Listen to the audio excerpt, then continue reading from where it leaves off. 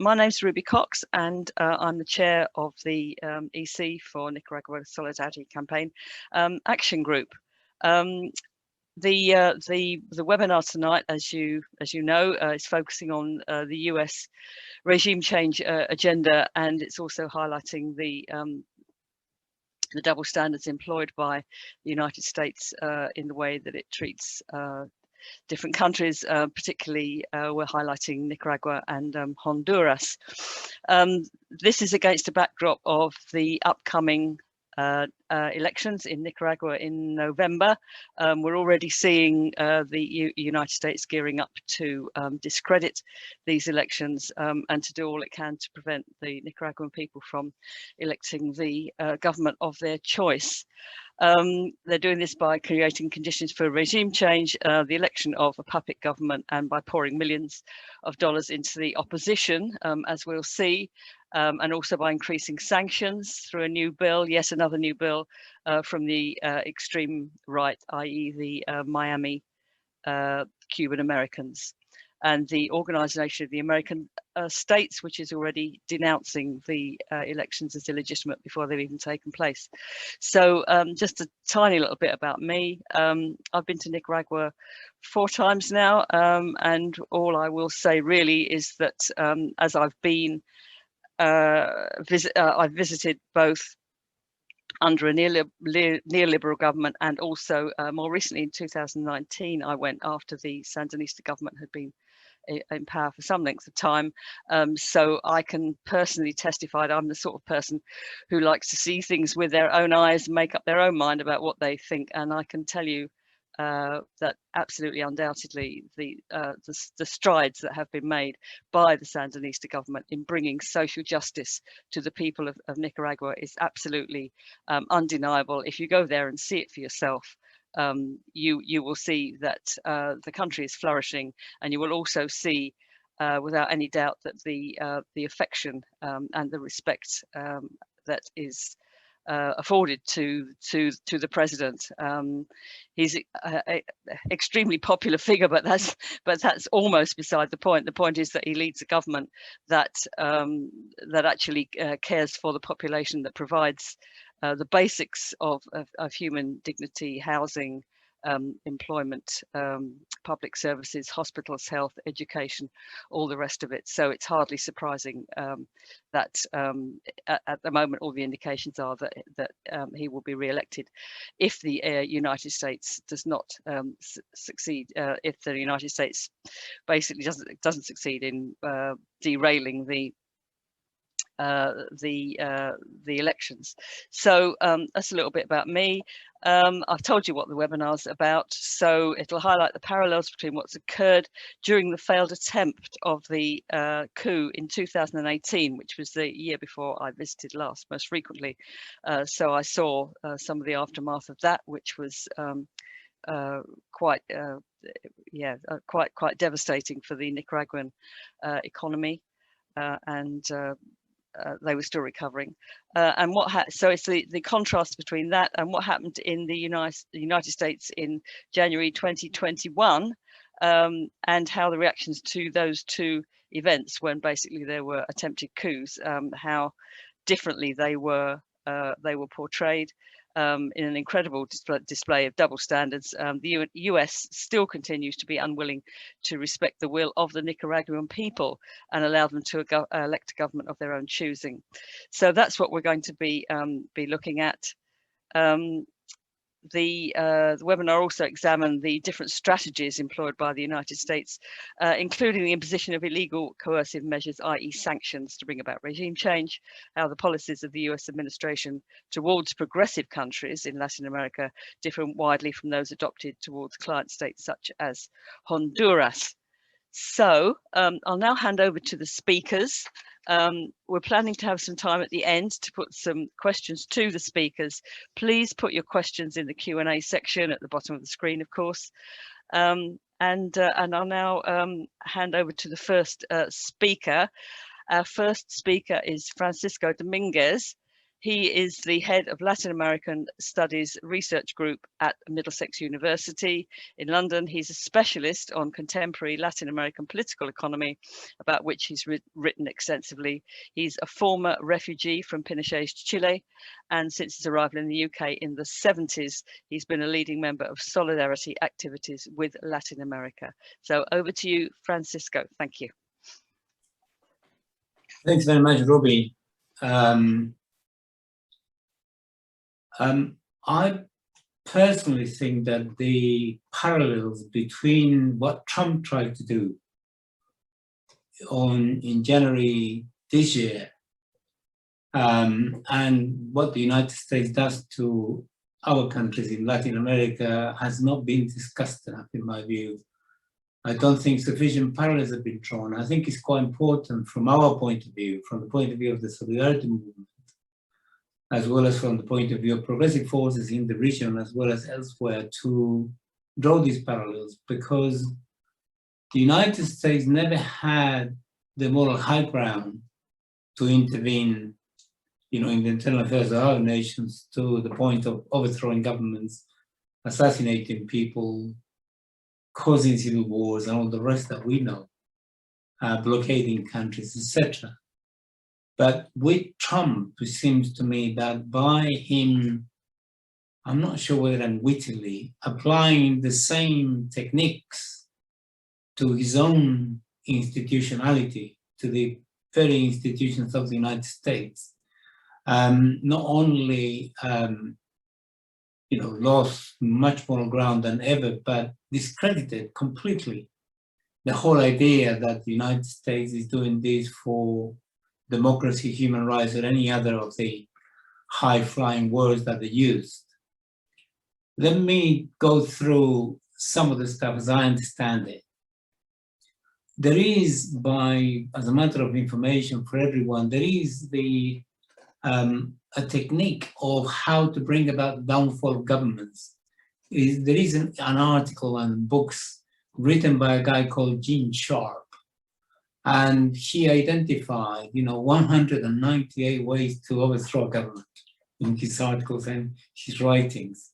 And it's all about exactly what we've seen in Latin America, or what we've seen in the United States intervene in many places. But there are 5 specific stages that, movements that the United States finances and organizes to set up, or helps to organize and set up, are supposed to go through in order to get what they want, which is, overthrow the government. Trump's regime change technique in the United States itself was not so much a coup against anybody else, but was a coup, a self-coup to try to remain in power. And I think the reason why he went for this was because he knew by mid-2020, if not before, that he had his performance regarding the government fight against COVID-19 has been absolutely abysmal and appalling. By March, April, May, June, July, the position of the United States in the world regarding the fight against COVID-19 was the worst in every possible sense. In terms of the number of people who died, in my view, many of them unnecessarily, the number of people that got contaminated, was just unbelievable. And his attitude was completely contemptuous of the population itself. He never actually advanced any position as to why he preferred that to be the position, except that this was a small thing that was going to go away, and there was no need to actually do anything about it. He knew that not only the pandemic has damaged him politically because of his inability and his incapacity to organize some serious fight against COVID-19, but then the United States was hit by a massive, really massive economic crisis, out of which they still haven't been able to get. Say by something like July 2020, the GDP of the United States had gone down by something like 14%. The average in the rest of the economies in the world was in the region of 11%. The United States performed worst because it was in the region of 14% decline.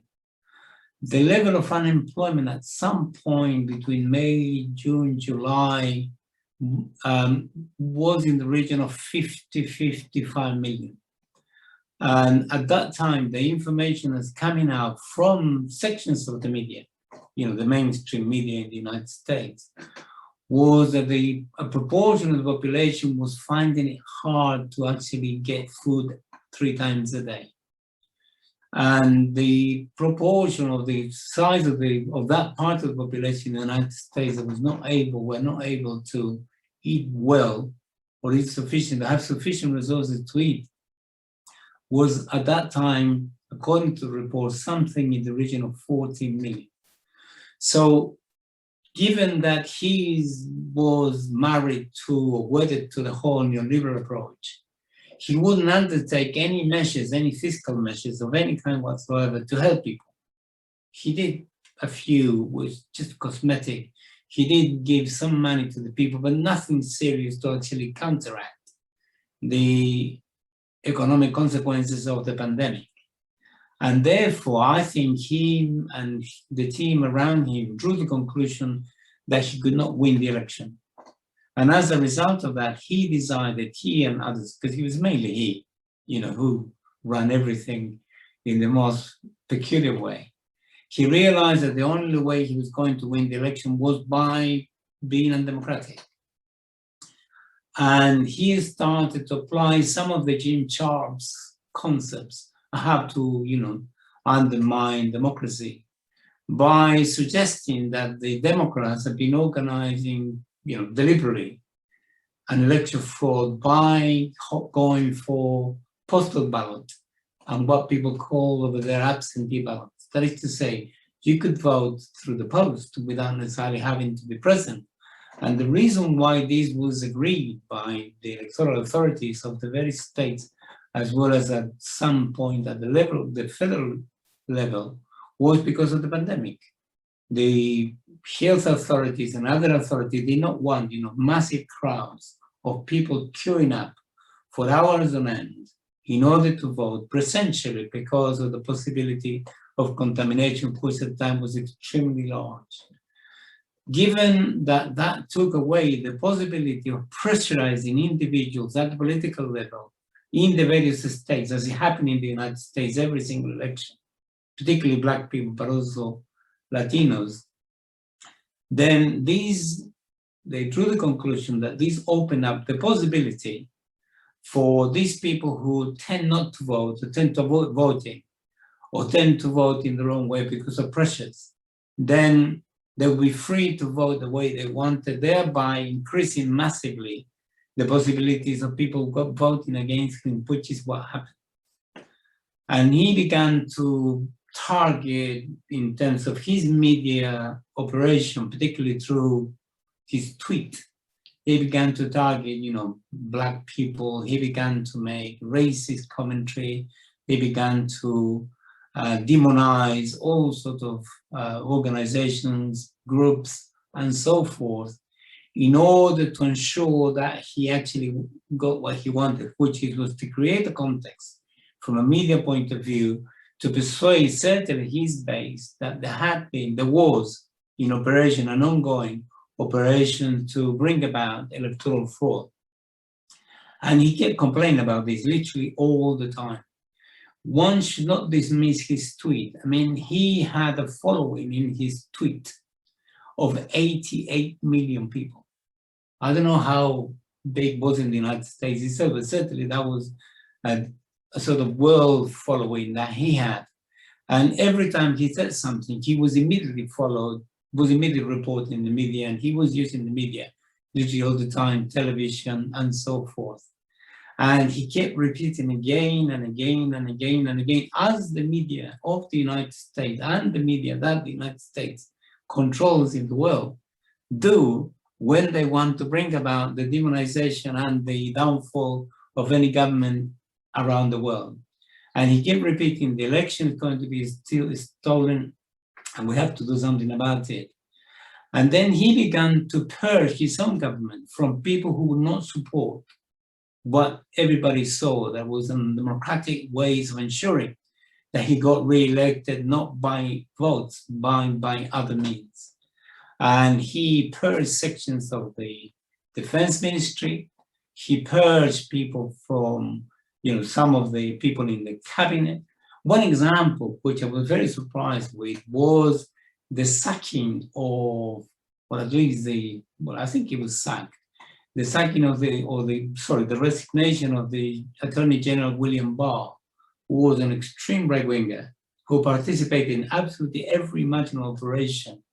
Then he wanted to ensure that he got all of this, and what he did as well, which was part of this sort of technique of lawfare that the United States uses elsewhere, he stacked the Supreme Court with his own appointees. And, people such as Neil Gorsuch, Brett Kavanaugh, and the most famous one, which was in the media all the time, Amy Coney, in preparations for all the institutions to be ready to support the move he was going to make if the election wouldn't go his way, which, as we know he didn't. And he began to put enormous pressure on Mike Pence, huge pressure. It was public. I mean, we all saw it, literally every single day. And every single minute that he went on television or he made some public utterances, he would put pressure on Mike Pence to actually not do the right thing. As it happened, the election took place, and an extraordinary, the number of people who voted in the United States. In other words, it was a very intense political battle that took place over there. Biden got 81 million votes, and Donald Trump got 74 million, which is a quite high level of participation. I think one mistake that some analysts make is to suggest that those 74 million people who voted for him believe and are exactly the way he is. And I think this is not true. Doesn't mean to say they're progressive, they're not. Doesn't mean to say they're not conservative, they are. But they wouldn't go, many of them wouldn't go along with the idea of organizing some sort of, violent activity in order to get his way. And as the vote began to be counted and he went to the courts again and again and again, I think he went to the local courts, the state courts, about 39 times to try to get his way, to try to get the postal ballots to be disenfranchised, which was mainly from Black people and the poor. And he failed again and again and again. And he realized that this was it was getting more and more difficult. So he ended up organizing, I think it was his fault, organizing the insurrection that took place on 6th of January 2021. He identified the enemies more or less in the way the United States does it elsewhere, which was people who believe in democracy, liberals that they don't like, people who believe that the global world economy has importance in terms of the significance for national economies and national society, socialists, of course, communists, anti-fascists, sections of the media they don't like. And in the case of the United States, he even identified what he labeled rhinos, which is Republicans in name only, which he began to attack because they wouldn't go along with his idea. And then the attack on the Capitol took place, and it was extraordinary, extraordinary spectacle to see. I could not believe myself that he was prepared to go that far. What struck me, what surprised me, I expected youth, young people, normally, fascist, extreme right-wing movements elsewhere, they tend to be organized by shock troops, which are very young. These are the people who go into the streets and organize the violence, perpetrate all sorts of terrible acts and so on, set things on fire, attack buildings, confront the police and so on.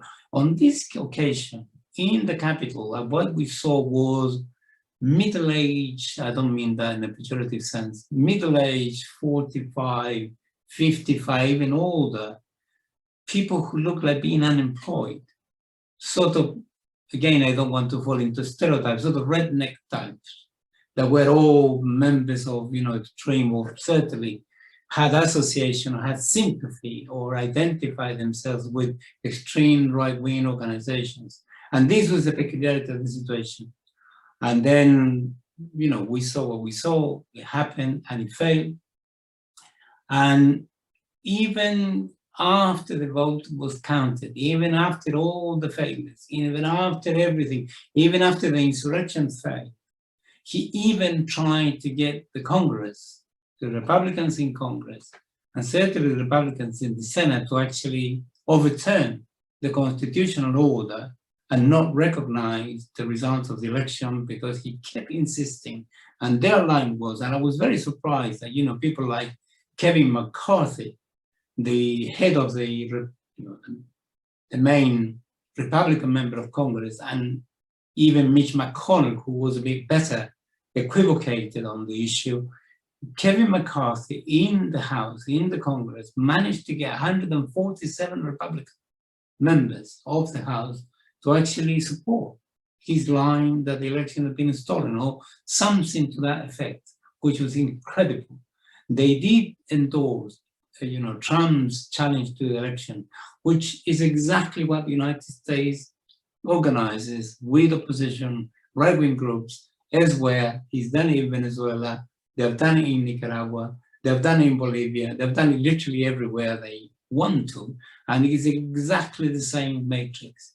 And I think, the situation was extraordinary. I want to finish with this. Something broke, in my view, in the institutionality of the United States. Something broke that is going to be difficult to repair.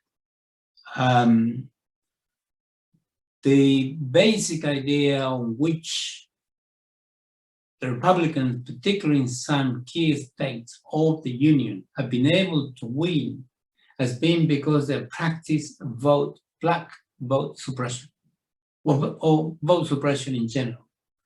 And when this failed because of the peculiarities of the pandemic and the postal ballot, which was applied in the situation, and also the crisis within the Republican Party and the very fact that, Trump was perceived as a bit of a crazy guy, they lost in Arizona, which was an extraordinary defeat.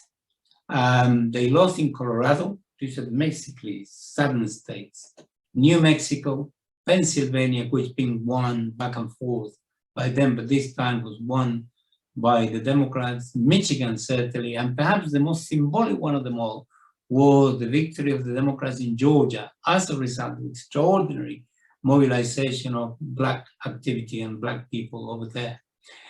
In Florida, they also did very well, and in North Carolina, which is, are states that normally are controlled by the Republicans. So, it was very close in Texas, beg your pardon. It was very close in Texas, it was very close in Florida, and it was very close in North Carolina. In the case of Florida, it was something like 2-3%. In the case of North Carolina, it was something like 1% difference. In the case of Texas, it was between 5 to 6%. That is to say, if one projects, what is coming in the future, and given the assertiveness of the Black leadership within the Democratic Party and within the various states and within the main urban centers in those states that I mentioned, then it is possible that these swing states swing the right way, and it will make impossible for the Republican Party actually to win elections in the future if all these states that I mentioned continue to move in the direction of the Democrats, regardless of what we think about the Democrats. From the point of view of the Republicans, the crucial thing is to stop Black people from voting. In this election, the proportion of the Black population, the Black voters that voted for the Democrats was 89%. And the proportion of Latino votes that voted for the Democrats was 68%. So therefore, the two crucial questions are coming up. And you can see that on television literally every single day if you watch it, particularly in CNN discussions. The issue of racism and the issue of vote suppression. The Republicans have gone crazy just about everywhere in many states, you know, introducing legislation that will prevent Black people from voting. There is no question about it. Even though the legislation doesn't say Black people, everybody knows, and the Democrats are already discussing, and certainly Black leadership and leaders are discussing this and contesting this and fighting back and trying to, even there is a possibility that some legislation is passed or presented at the federal level to stop this. That's the first issue. So the issue of racism is one. And the second one is the question of immigration, which obviously affects the Latino population more than anything else. And the line of Biden seems to be to normalize, to regularize the legal situation, the status of many Latino immigrants in the United States. We're talking about several million people. What that means is votes. So if they're able to stop the vote suppression, and if they're able to regularize the situation of Latinos, then this is going to be, you know, quite important in terms of what happens in the future. This will not change the imperialist nature. I'll finish with this. This will not change the imperialist nature of the United States, and certainly will not change the imperialist nature of Biden. But I think some currents are emerging within the US society, which are very interesting to look at, very interesting to understand, very interesting to even link up with them and see what sort of alliances we can do. One, to defend their democracy, if that's possible, and certainly to get them to mobilize to stop the United States organizing aggression against other nations, such as, in this case, our interests today, Nicaragua. So I leave it there because I think it's extremely interesting what is going on there. Thank you, Ruby.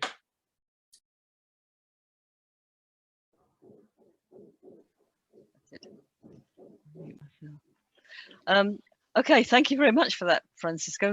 Surprisingly optimistic. Thank you very much. So we'll move on to our next speaker, who's Terry Matson. She's a Latin American campaign coordinator with Code Pink, a current board member from Marin Interfaith Task Force on the Americas, and an activist with the Sanctions Kill Coalition. Code Pink is a women-led grassroots organization working to end US wars and militarism, support peace and human rights initiatives, and redirect US tax dollars into healthcare, education, green jobs, and other life-affirming programs. Over to you, Terry. Thank you. Thank you, Ruby. Thank you, everyone. So nice to be speaking with you today. I want to grasp on to that word optimism, because it's such an important concept, word, and emotion as to what has led my travel over the years to Nicaragua. I started visiting Nicaragua in 1984, and my most recent trip was March of this year. As Code Pink is part of the Sanctions Kill Coalition, and through Sanctions Kill and Friends of the ATC, which I have to give a huge shout out, particularly to Erica Takeo, who is the coordinator in Managua. We partnered with Sanctions Kill and Friends of the ATC to develop a delegation to Nicaragua that would focus on the early sanctions regime, a hybrid form of war, a hybrid form of spreading imperialism through Central America and on down to South America.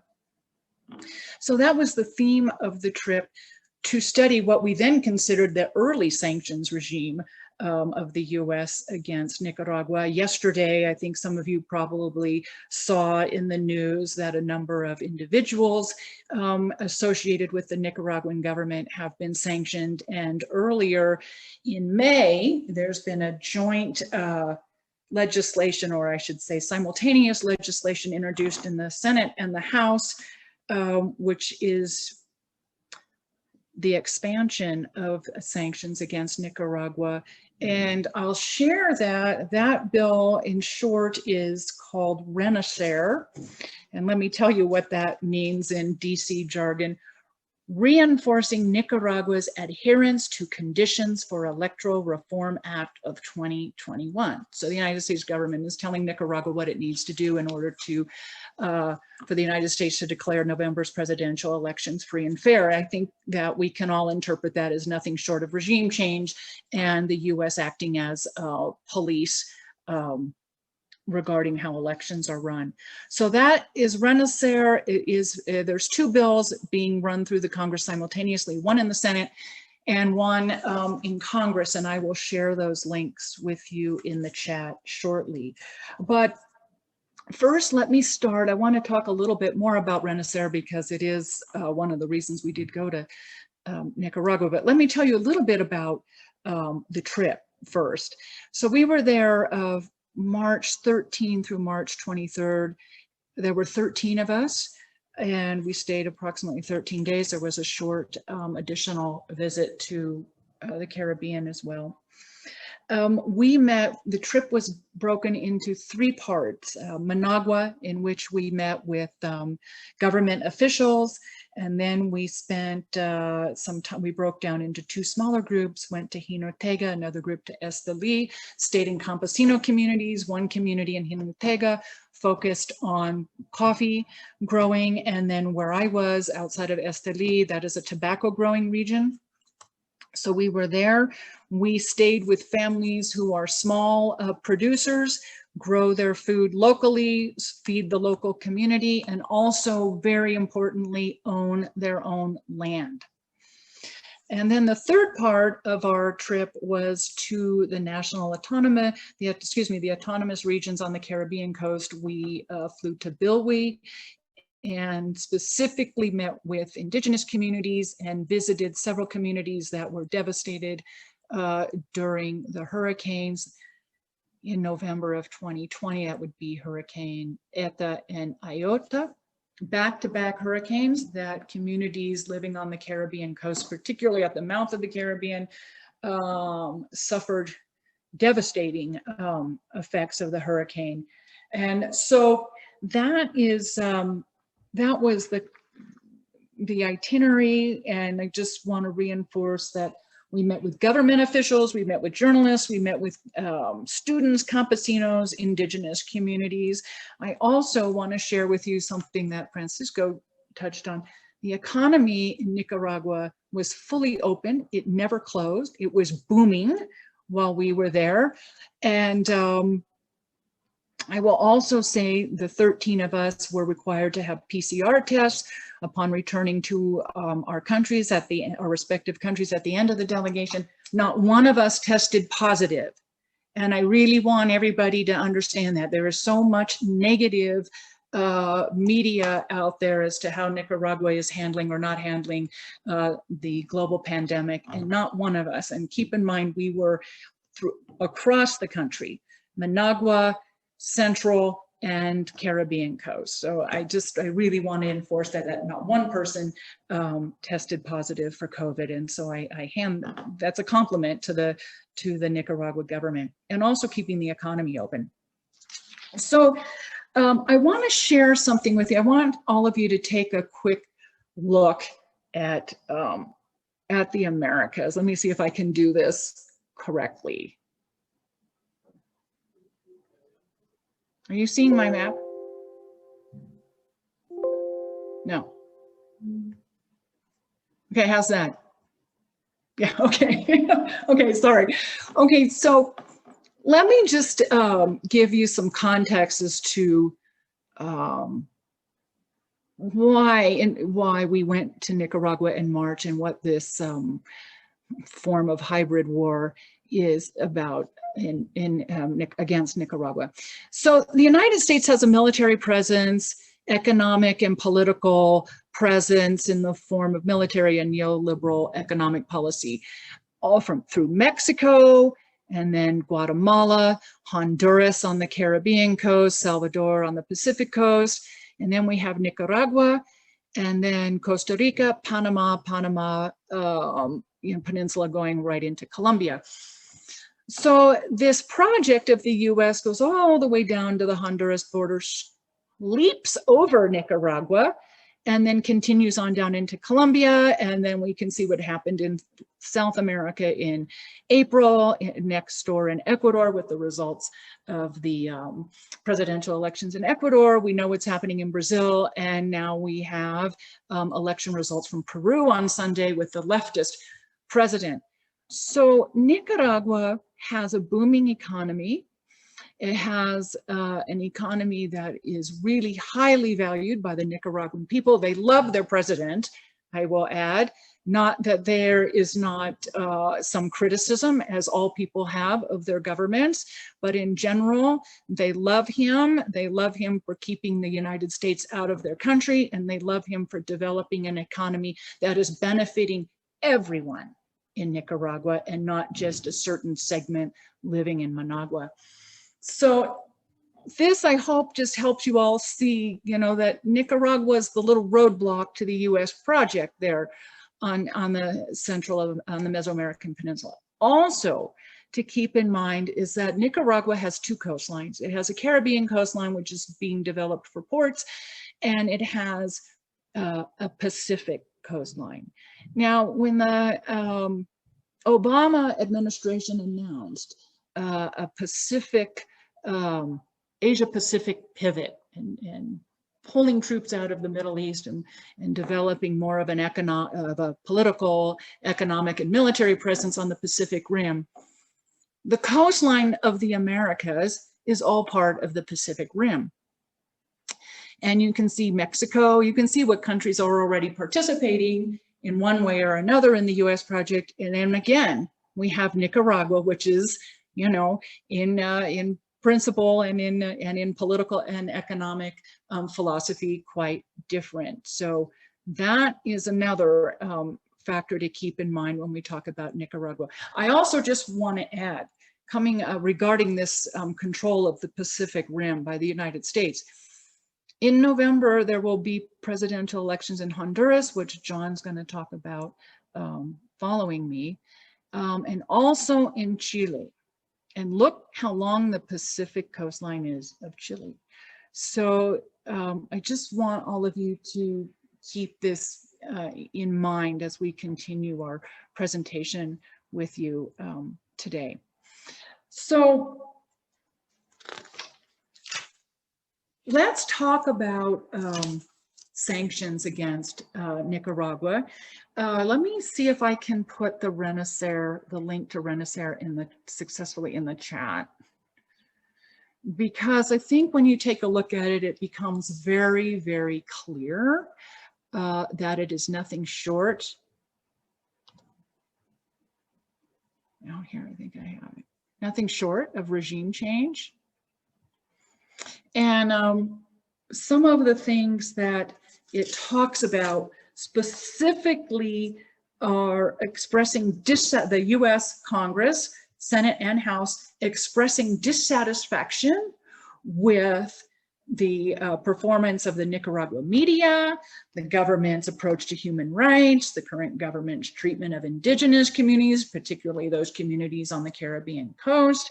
And also, curious enough, there's language in this bill that speaks about the lack of government response to the hurricanes of November of 2020. And I have to say, it's almost laughable to read that if it wasn't so devastating for the people. When you look at the lack of response that the US government has provided its own people, for the US to be criticizing any other government as to its lack of response is hypocritical in the very least. So one of the visits that we had in March was to the community of Wawa Bar, which was right at the mouth of the Caribbean, and it was devastated by the hurricanes. Keep in mind, they had two back-to-back, two within 5 days, I think it was, and the second one being a Category 5. Those communities that were devastated received roofing materials and electricity restoration within 10 days of the hurricanes. 10 days. In the United States, the people suffering Hurricane Katrina are still waiting for a full response, and those in Puerto Rico as well. The people in Puerto Rico have received nothing except some sort of private intervention. So I want to share with you a video. It's in Spanish with English subtitles because I want you to hear from the people in Nicaragua what they suffered and how the government has helped them and continues to help them. Also, keep in mind there is some limitation as to what the Nicaraguan government can do right now because of prior financial sanctions imposed on them with the NICA Act, and those sanctions have really severely limited the Nicaragua government's access to foreign capital, foreign loans. So within that context, the government has responded in an astounding manner, and I want to share with you the voices of one of the women we met with. So let me pull this up for you. Estados Unidos que le dio una sanción que se llama la NICA Act y por eso falta dinero para reconstruir después del huracán. Ellos tienen que informar lo dañino que fue ese bloqueo hacia Nicaragua. Por eso es que ustedes tienen que decirlo y nosotros también a ellos y ellos al gobierno de Estados Unidos y a Europa. Yo sí quiero, nosotros por lo menos en la costa caribe, decía Erika, hablaba un poco sobre la ley de autonomía. Cuando nosotros hablamos de la ley de autonomía, nosotros nos sentimos desde 1987 orgullosos de que somos nosotros, los costeños, los que estamos intercediendo con el gobierno nacional sobre cuáles son nuestras necesidades. Nosotros en las comunidades, en la costa caribe, tenemos 5 tipos de gobierno. El comunal, que son ellos son los que plantean sus necesidades. Al gobierno municipal, tenemos el gobierno, los gobiernos territoriales, algo nuevo en nuestro costa caribe. Los gobiernos comunales transmiten su sentir a los gobiernos territoriales. Los gobiernos territoriales transmiten su sentir al gobierno municipal. El gobierno municipal transmite al gobierno regional. El gobierno regional transmite al gobierno nacional. Entonces, son 5 tipos de gobiernos que tenemos aquí. Entonces, nosotros sentimos que sí estamos adelantando, nosotros estamos progresando. Hay comunidades que hoy en día, a nivel de la costa caribe, en ninguna comunidad usted puede llegar y va a decir que no hay educación. Todas las comunidades de la costa caribe hay una escuela, que es lo primordial para el desarrollo. Donde hay educación, hay desarrollo. Entonces nosotros nos sentimos bien y agradecemos esta visita para que realmente ustedes conozcan cuál es el vivir de nosotros, cuál es el sentir de nosotros y cómo estamos nosotros. Pero sí sentimos de que estamos progresando, estamos creyendo y estamos viendo las cosas. Ahorita con el huracán, a través del gobierno, se les dio NASA, que son los materiales que ellos ocupan para trasmayo, cayuco. Se les dio todo eso. Aquí en cada una de las comunidades se le ha dado. Entonces ya se está reactivando. Él hablaba de la vida pesquera, exacto. Con el huracán todo quedó muerto. Pero hoy en día podemos ir a ver, ahí están los cayucos, unos azules que ustedes ven. Esos son los que el gobierno ha donado. Los trasmayos, los materiales para hacer las nazas, los anzuelos, todo se le ha dado. Hace poco anduvo aquí INAFOR entregando árboles, plantas, entregando plantas.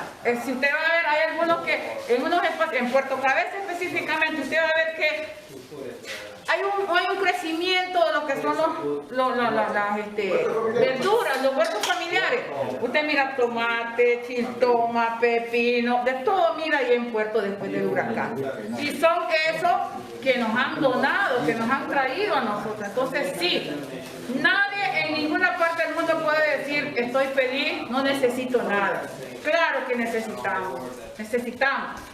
Sí, pero entre las posibilidades de nuestro gobierno está de la mano con nosotros. Y nosotros trabajamos de la mano con cada uno de los gobiernos que tenemos en la costa Caribe. La costa Caribe es la única que tiene 5 tipos de gobierno. Y ahí vamos paulatinamente. Y lo importante es que se respeta al protagonista, se respeta al comunitario, porque son de ellos las ideas que surgen hacia arriba y después vienen para abajo. No es que vienen de arriba, no. Y aquí salen hacia arriba. Sí. Tal vez explicar un poco sobre la distribución también de los impuestos que se queden de la región. O lo otro también de que, por ejemplo, aquí hay... por ejemplo, en la comunidad hay un ingreso, alguien trajo una empresa aquí y de los impuestos el 25% queda en la comunidad. ¿Para qué? Para que los líderes comunales se dediquen, hagan su trabajo. ¿Qué es lo que quieren hacer con ese 25%? Ellos saben, ellos sabrán sus necesidades. Algo que él decía hoy, si tuviéramos nosotros una empresa ahorita, aquí, esos 80 viejitos que él está planteando, que tienen problemas con eso mismo, esos impuestos que quedan el 25, se le compra su alimentación. ¿Por qué? Porque no tiene ningún tipo de ayuda. Entonces, por eso, aquí hay muchos ingresos que quedan dentro de la comunidad, no salen totalmente de la comunidad. Entonces, nosotros que sí, que aquí tenemos necesidad, pero que aquí también nosotros recibimos muchas, incluso las donaciones que han venido aquí, nosotros las hemos recibido con mucho amor, con mucho cariño, y agradecemos. ¿Por qué? Porque el momento más difícil fueron las organizaciones de cualquier parte del mundo que se sumaron y nos ayudaron. Porque me imagino que no ha de ser fácil saber que en 15 días, 2 huracanes y uno de categoría 5. Esto que ustedes ven aquí, esto está bonito ahorita. Todo esto está en el suelo. Pero algo importante que nosotros agradecemos es trabajar de la mano con el gobierno nacional para que hoy en día no tengamos ningún muerto nosotros. Ninguno. Podemos decir, gracias a Dios y al apoyo que trabajamos organizadamente, estamos bien. Muchas gracias. So I just think it's so important for all of you to hear from the Nicaraguan people themselves on the ground and what they are living, how they feel about their people, their government, their political process. You can see they're very proud of their government. And, you know, part of the issue with US interventionism in Nicaragua is that these people have a government that is not fully privatized, and it's a government of the people and for the people. And so in closing, I just want to, I have one other video I want to close with, but let me just make a few comments first. That this reinforcing Nicaragua's adherence to conditions for Electoral Reform Act of 2021, Renacer. I'm going to put that when I'm done screen sharing, I'll put the link in the chat for all of you. It's really, really important to read this, and I think it will be very clear to all of you, it's nothing short of a regime change bill, both. There's one in the Senate and one in the House. And also, if you want to learn more about Renacer and how you can help lobby against it, please visit afgj.org, and you can work with the Nicaragua Network there in their lobbying efforts.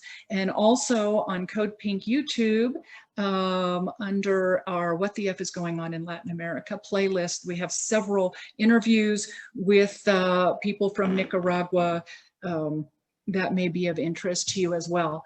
So particularly about the hurricane response in November, we have a great episode comparing and contrasting the Nicaragua government response with the Honduras response. So let me share with you closing. I think this is a perfect video. Closing statements from my friend Fausto Torres with Friends of the ATC in Managua. And he can give you a pretty good explanation of how Nicaraguans feel about their government and about the universal, coercive measures being used against them. El Parlamento de los Estados Unidos, los demócratas y los republicanos, introdujeron ante el Senado una ley que se conoce por siglas en inglés como ley Renacer, que es una ley de adhesiones a la reforma electoral en Nicaragua. Esta ley se propone ampliar las sanciones al gobierno de Nicaragua y también a exigir elecciones en las cuales el gobierno de los Estados Unidos y la comunidad internacional quiere vigilar, supervisar las elecciones.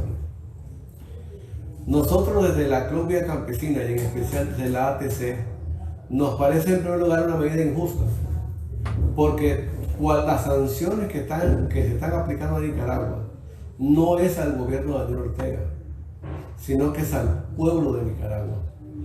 Y en segundo lugar, nosotros no estamos de acuerdo que una potencia extranjera quiera decir cuáles son los destinos para tener democracia en nuestros países.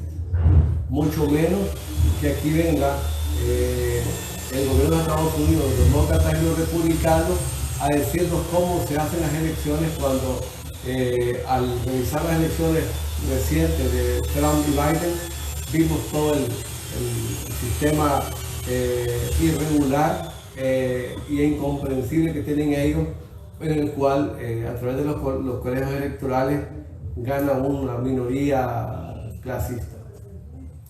Y por otro lado, nosotros estamos viviendo un momento muy interesante en el país. El país está por un buen desarrollo económico y social. Y se están aprobando recientemente nuevas reformas electorales. Se está cambiando el Consejo Supremo Electoral conforme lo planteó la OEA, la Organización de Estados Americanos, y el gobierno está cumpliendo con lo que ahí se estableció. No podemos quedar en una minoría.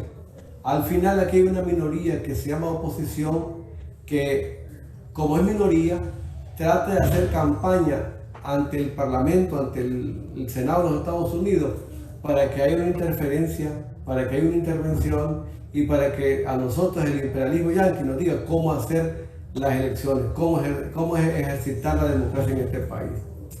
Aquí la mayoría del pueblo nicaragüense estamos de acuerdo con nuestro gobierno, con las reformas que se están haciendo, y no podemos entonces entrar en una dinámica de hacer caso a un grupo que por intereses económicos y por la manipulación extranjera estén tratando de llevarnos a este caos que ellos quieren promover en Nicaragua.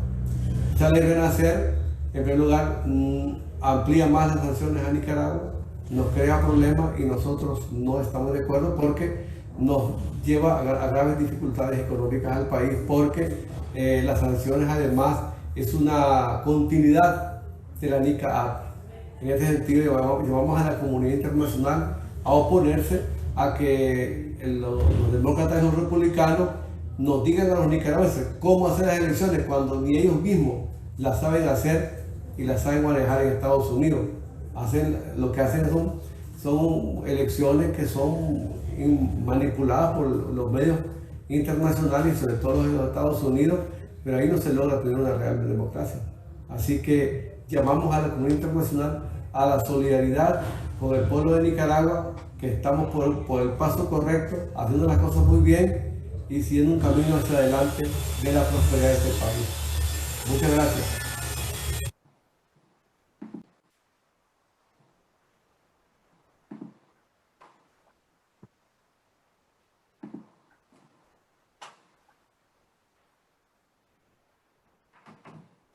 Okay. Okay, well, better move swiftly on because I'm aware of time. That was really informative, and I particularly enjoyed the video clips of Nicaraguans speaking for themselves. I must say, just reminded me of what wonderful people they are. So the third speaker we have is John Perry. John first visited Nicaragua in 1984. He's lived in Masaya since 2003. He writes about Nicaragua and Central America for the London Review of Books blog, Counterpunch, Council on Hemispheric Affairs, and other online periodicals, and also acts as the local representative of the Leicester Messiah Link Group, which he helped set up. So take it away, please, John. Okay, thank you very much, Ruby. I'm going to share my screen. I hope that works. I'm going to talk about the contrast between the way that the US is treating Nicaragua and the way it's dealing with Honduras. And I think this perhaps brings to the fore the hypocrisy of the United States in its dealings with the whole of Latin America, not just Nicaragua. As you know, Honduras and Nicaragua are adjoining countries. They're rather different from each other. Honduras has a bigger population, a bigger gross domestic product. It's had a long sequence of neoliberal governments, only briefly broken by the government of Manuel Zelaya before the coup, which the US supported in 2009. And in contrast, the Nicaragua's had a revolution, and since 2007, of course, has had a Sandinista government. And both of the governments, both countries have elections in November. The US has very clear interests in Central America, despite the fact that both of these countries are very small.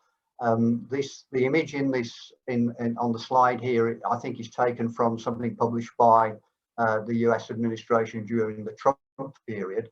But essentially, the US wants to reduce migration from Central America. It wants to try to stop the flow of drugs passing through Central America. It wants to get a more secure region in its view of the word security. It's interested in human rights and promoting democracy, again, from its own point of view.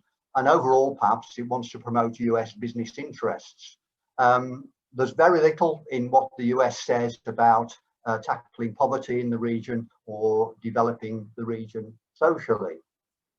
I thought a good starting point for our discussion was just to briefly look back at the elections that took place in Nicaragua in 2016 and in Honduras at almost the same time in 2017.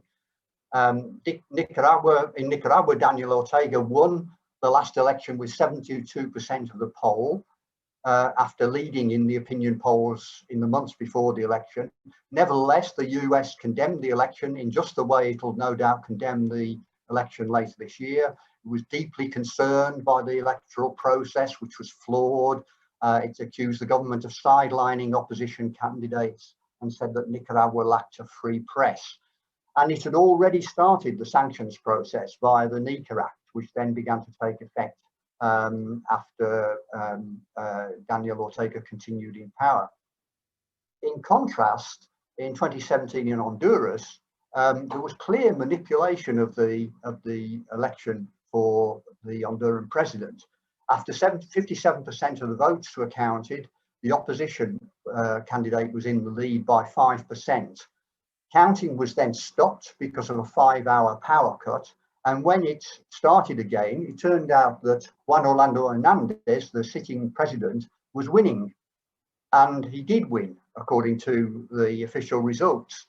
Even the Organization of American States declared that fraud had taken place and that the election had low integrity, a rather diplomatic way of discussing it. But just a few days after the election, the United States chose the moment to issue Honduras with a new favorable human rights certificate, which didn't refer to the election, but it gave a clear signal that it approved of the election result. So JOH, as he's called, or HO in Spanish, retained the presidency. There were widespread protests, and 24 people were killed by police during those protests, with no comment at all from the US government. President Trump, of course, had befriended Ho, and Ho had shown Trump that he was willing to try to stop migrants and more especially support US business interests. So Trump was happy to overlook a completely incompetent government, widespread corruption, including government funds being diverted into the election campaigns, extreme violence. Honduras has been and still is one of the most dangerous countries in Latin America. Human rights violations, most notoriously the murder of Berta Cáceres in 5 years ago, and Ho's manipulation of successive elections. So because the problems in Honduras continue and in fact get worse daily, migration is continuing. Migration across the US's southwest border is the highest for 2 decades. During 2021, it's forecast to reach 1 million people. And after Mexico, Honduras is the biggest source of migrants going to the US. Already this year, over 23,000 Hondurans have been deported from the US back to Honduras. So President Biden has a severe dilemma, how to deal with what's been called a narco state. Part of his dilemma is his own fault. He was part of the Obama administration, which turned a blind eye to the coup in 2009, and that ushered in corrupt nationalist party governments. And they did make limited attempts to end corruption, but these ended with the closure of a body called the MASI in last year, or in January this year. And those cases that were under investigation by the MASI have largely now resulted in people being freed of accusations. Meanwhile, court actions in the US have exposed the narco state being run by Juan Orlando Hernandez.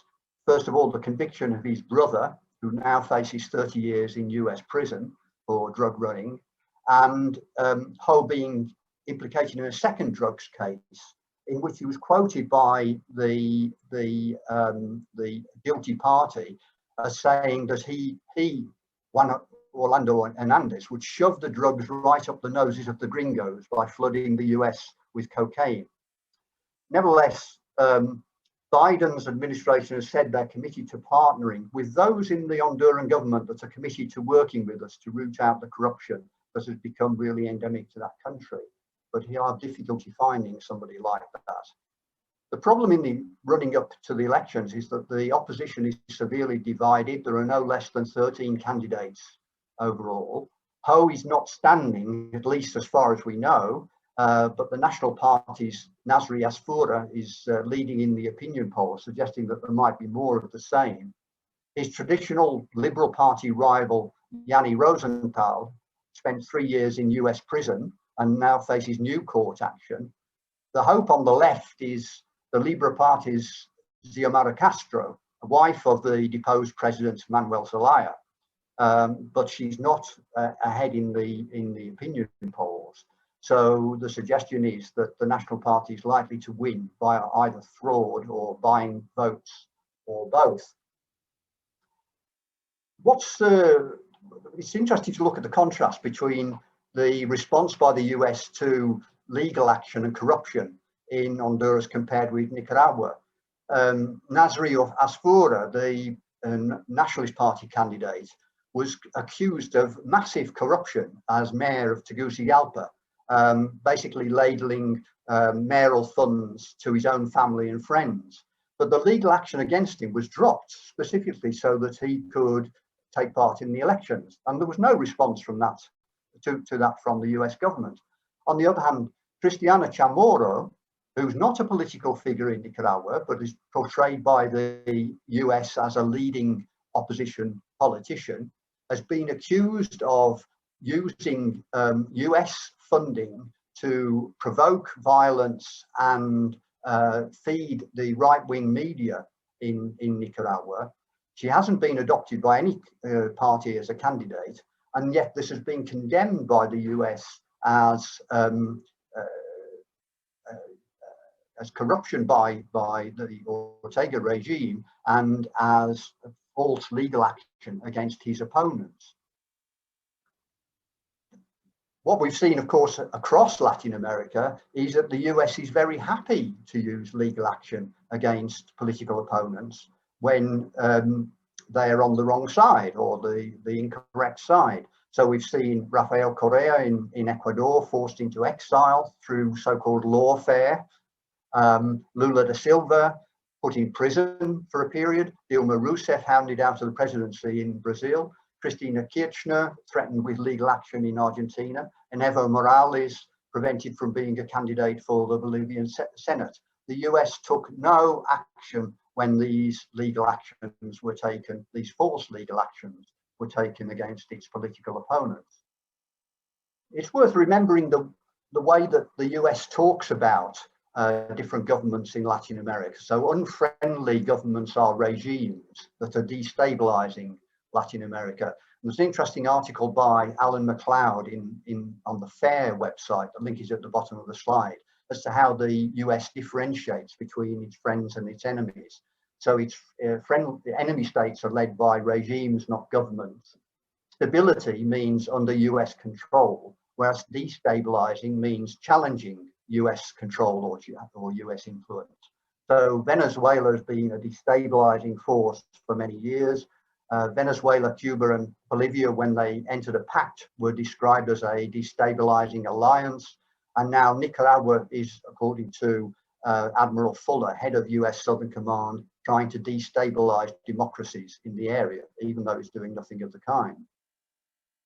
The US response to electoral reform in the two countries, Honduras and Nicaragua, has been interesting too. In Honduras, the people have been, the press, the opposition parties have been pressing for electoral reform running up to these new elections for months, saying that the process had to be reformed so that fraud couldn't take place again like it did in 2017. And then at the very last minute, almost to the last day, the National Party pushed through purely cosmetic reforms that just simply changed the legislation around without actually altering it in any way. Nevertheless, the US urged the Honduran Congress to approve these cosmetic reforms, and the Organization of American States described them as a significant step forward. Doris Gutierrez, one of the candidates, warned, due to the winds that are blowing, a fraud is brewing now, which will be difficult to control, as happened in past elections. And in the background, it's interesting to note that as of today, only 38% of Hondurans have got identity cards, which they need to vote in November. In contrast, in Nicaragua, where 95% of Nicaraguans have an identity card through a newly modernized system, reforms were passed in good time to take effect in the new elections. They ensure an equal role for women throughout the electoral process. They take on board some of the reforms that were recommended by the OAS in the last elections, and they've streamlined the electoral process and made it more computerized, so it's easier to see where votes are and how they're being tallied up. But of course, the OAS and the US have dismissed these reforms as being cosmetic. I wanted to just briefly mention Honduras's response to the two big natural disasters that it's faced, or that both Nicaragua and Honduras have faced in the last few months.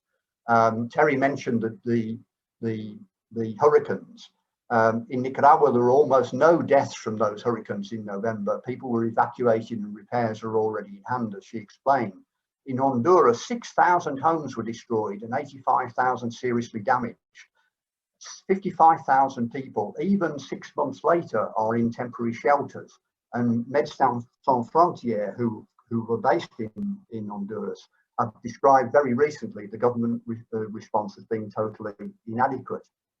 And on the COVID pandemic, Honduras has been a complete disaster, despite the fact that they, unlike Nicaragua, had a severe lockdown, often enforced by violence, people even being shot because they breached the lockdown. They've got a terribly under-financed health service, mainly because of corruption in health spending. They only have 29 hospitals, whereas Nicaragua has twice as many, and many of those are recently built. And you can see in this picture Honduran medics on the street protesting about their lack of protective equipment and other supplies. At the moment, there are over 240,000 COVID cases. There's been a massive peak in COVID infections this year. They've had plentiful international aid, but there's been widespread corruption in how it's used, most notably in the purchase of 7 mobile hospitals, which aren't working properly. And Honduras has the lowest vaccination rate in Central America, so that Hondurans are actually going to Nicaragua to get vaccinated. And poverty has increased drastically during the pandemic. The US response to this has been a complete contrast one to the other.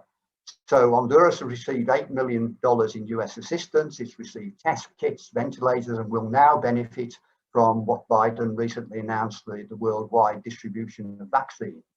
Nicaragua, on the other hand, has had a tiny amount of assistance. It hasn't gone to the US, to the Nicaraguan government. It's had no equipment or vaccines from the US. It won't get any through this Biden promise, and it's being subject to economic sanctions. And yet it has the highest, one of the higher rates of vaccination in Central America, higher than Honduras or Guatemala. So the US won't cut migration if it continues to support corrupt neoliberal governments. We've seen in the last 10 days Kamala Harris visiting Mexico and Guatemala to address the root causes of migration. It looks as if Biden will throw more money at corrupt governments, but this doesn't work. Solidarity groups in the Northern Triangle countries and in the US are working on Congress to seek controls over how this new voluminous US aid is spent. And if a supposedly progressive Biden government ignored Central America's real needs, then migration will continue. So we can expect these pictures to represent what continues to happen over the course of this year. I just wanted to close with this statement by Kamala Harris a few days ago. I want to be clear to folks in this region who are thinking about making that dangerous trek to the United States-Mexico border, do not come, do not come. Well, I'm afraid they still will. Thank you.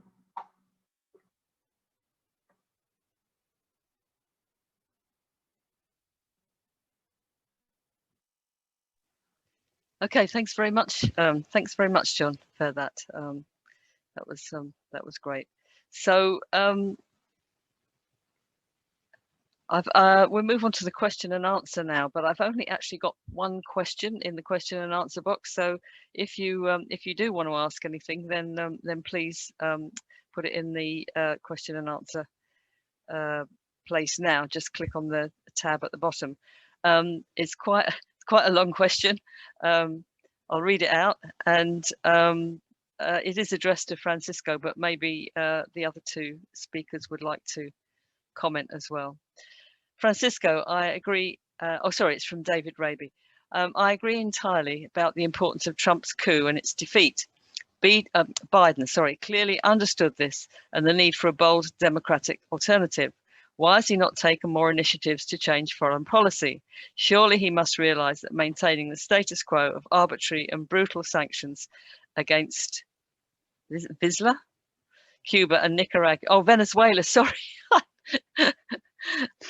Cuba and Venezuela and Nicaragua is bad for the US reputation and also not necessary to maintain US influence in the region. Is it that the Pentagon / State Department right wing is too powerful for him to challenge? So would you like to have a go at that one, Francisco? Yeah. Well, I'm glad that it caused controversy because that was the intention. I think it's a rhetorical question, really. I know David, so thank you for the question, David. Biden is, the head of the imperialist, the biggest imperialist country on earth. And as a result of that, he may have a government that may be different in a few aspects here and there regarding US foreign policy. But the US state apparatus is still organized and designed to do what it does, which is, to attack countries such as Venezuela, Nicaragua, Bolivia, and so on. The reason I think why he's not able to take some other measures, even within the domestic context, is because his position politically is very tight. That is to say, he is very keen on a domestic agenda, which is called rescue package of 1.9 trillion. And then there is another package which is coming for infrastructure development. And the reason for these two is because strategically, from the point of view of the US bourgeoisie, excuse me for using this old language, old-fashioned language, from the point of view of the US bourgeoisie, is that the country's economy needs to be repaired if it's going to be able to reestablish the international alliances that will allow it to continue to be supreme. And at the moment, the economy is in such a mess And the situation is so difficult. So therefore, anything he does internationally, he will upset somebody in the Democratic Party that will mess up his domestic agenda. Let me give you one example. The person in charge, the chair of the House of Representatives, Foreign Affairs Committee is Gregory Meeks, who is somebody who seems to have been amenable to some pressure, who is not as horrible as the other, is prepared to talk, but is even prepared to actually ask the government to consider certain policies that he's applying, such as sanctions. He's already said that publicly. But on the other hand, in the chair of the Senate, the chair of the Senate Foreign Affairs Committee is Bob Menendez, who is a member of the Democratic Party, who is an extreme right-winger, who is part of the Cuban-American mafia, and this position in the Senate is 50-50. And the casting vote will be cast by the Vice President if it comes to it. That is to say, if he were to actually upset, let me use that with inverted commas, upset the foreign affairs establishment within the Congress and the Senate, then it's likely that people like Bob Menendez will block everything else. And this is already being threatened publicly. And in the Senate Foreign Affairs Committee, not only you have Bob Menendez, you have also Marco Rubio, who is there helping, and there is also Ted Cruz, another star. So you can imagine from that point of view, it seems to me that Biden doesn't consider that it's a sort of central to his agenda, the question of Latin America. So what there is, in my view, is a sort of inertia, because the establishment seems to be recalibrating their relationship with Latin America, but unable to stop initiatives. For example, Renacer is not an initiative of the Biden government, it's an initiative of the extreme right wing of the Republican Party. So, and he's not able to stop it. Perhaps he doesn't want to. And the reason is this, and let me finish with this point regarding this particular question. He's very unlikely to take radical measures because he's a right-winger, to start with. And secondly, I think his intention to repair the economy in order to regain, these international position as a leader of the free world, capitalist world with Europe, it's essential because he wants to continue the Cold War against China. That's their main absolute priority. And that's why he, as it were, putting all his eggs on that basket. And therefore, anything else seems to be secondary. And in terms of Latin America, maybe I'm getting too long on this, but in Latin America, the United States seems to be unable to win battles. Imagine losing Peru. That was a complete surprise to them. They lost Bolivia, which they had. They lost it completely. They lost Mexico. They lost Argentina. This doesn't mean to say that, that we have a revolutionary government in Mexico or a revolutionary government in Argentina. We don't. But certainly these are governments who are against intervention. And therefore the coalition at the regional level that is going against intervention is getting bigger and bigger.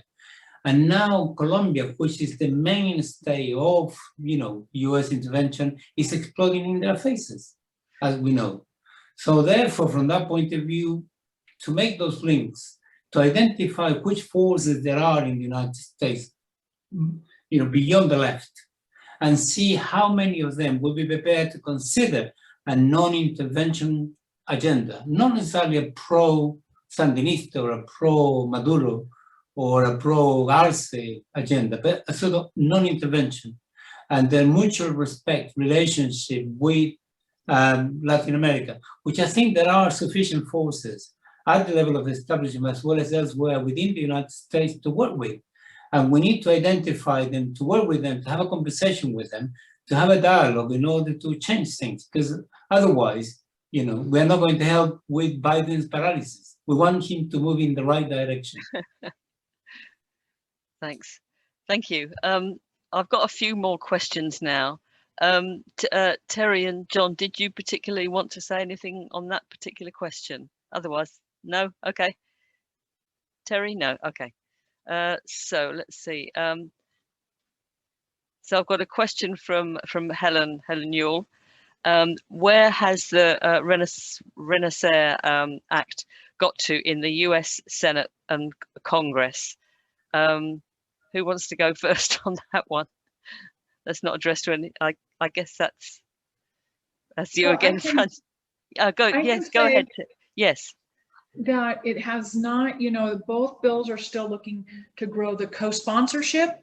So the bill has not been introduced in either chamber yet. I am happy to report to you that that Meeks has declined being a co-sponsor of the House version, and so that is a big win. But as all of you viewing know, there's so much more work to do in preventing, these bills from getting introduced, much less passed. So, but a big, okay. It's good to know where Meek stands on this, and that should be applauded and used.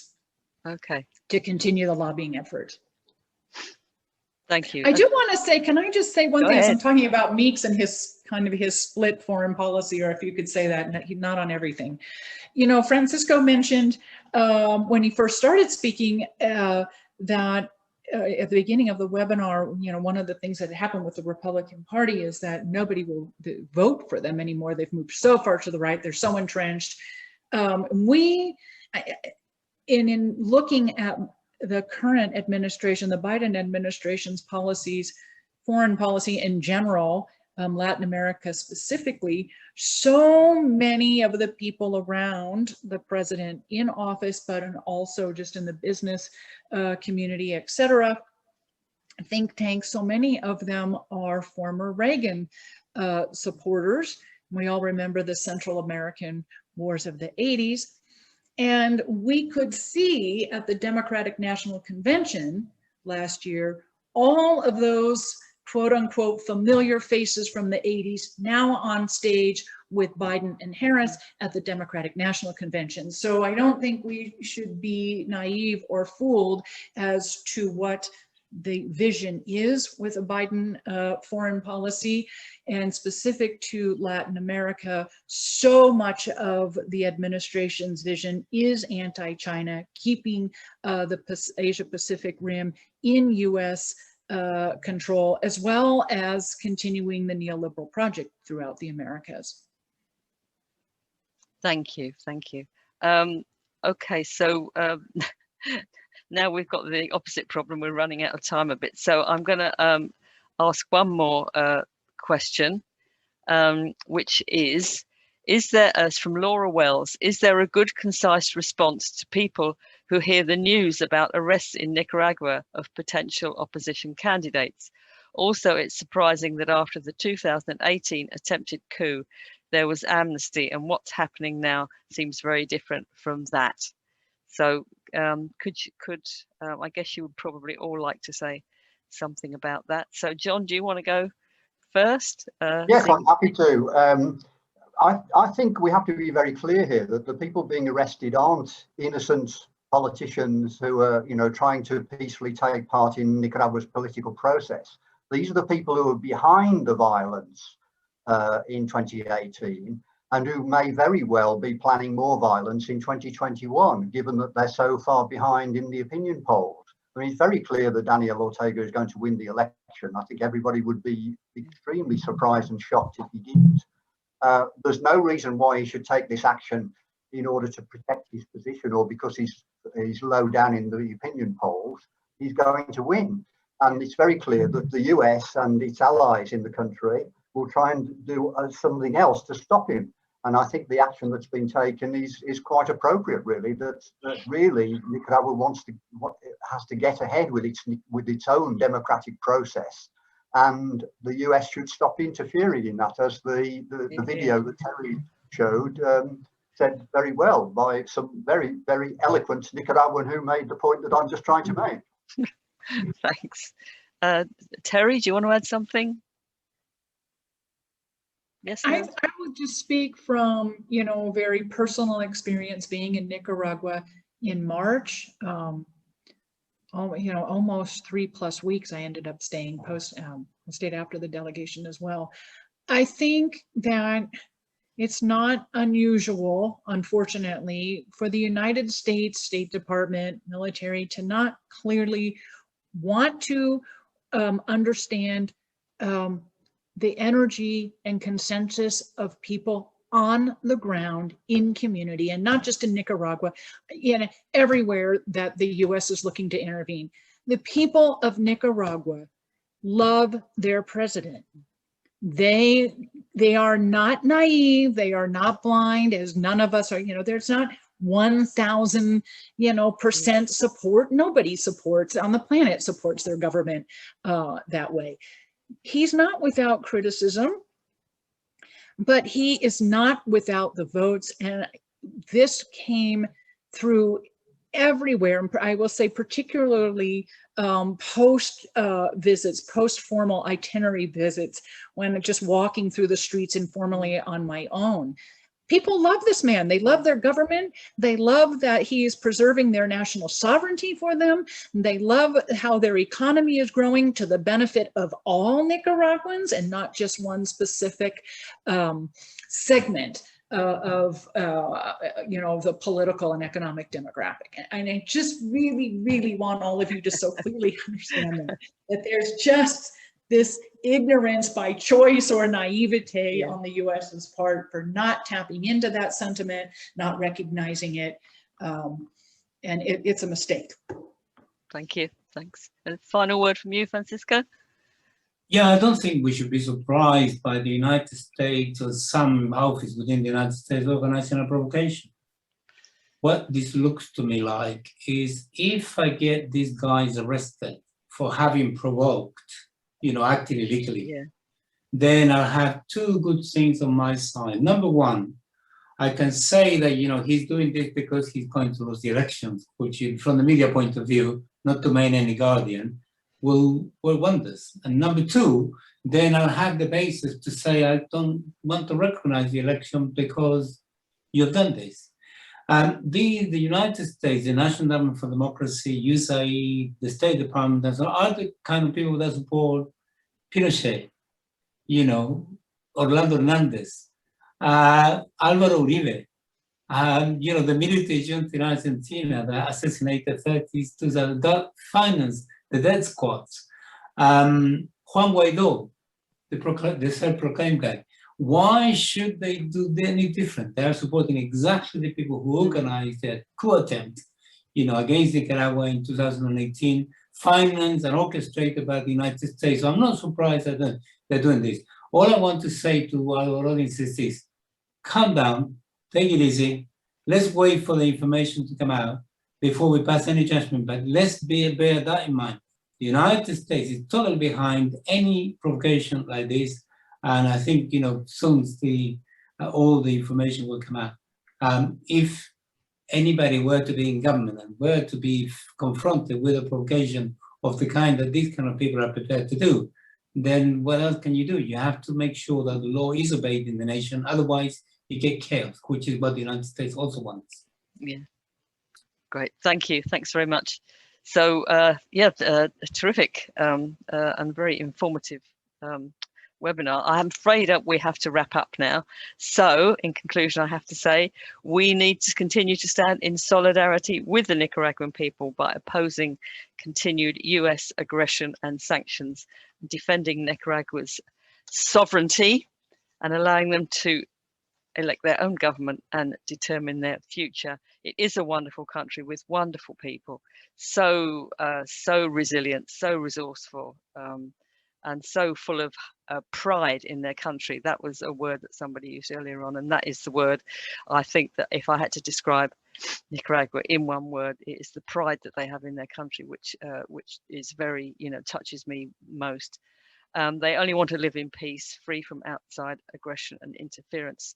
So, and just a quick reminder, if you are from a trade union and your regional branch is not yet affiliated to the Nicaragua Solidarity Campaign Action Group, then please go to the website and do something about that.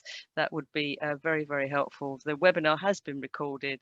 The recording will be sent round to attendees when it's available. Please share if you are so inclined. Thank you to our wonderful speakers, and thank you to Brittany and to Louise for the tech support, without which none of us would have survived this experience, I'm sure.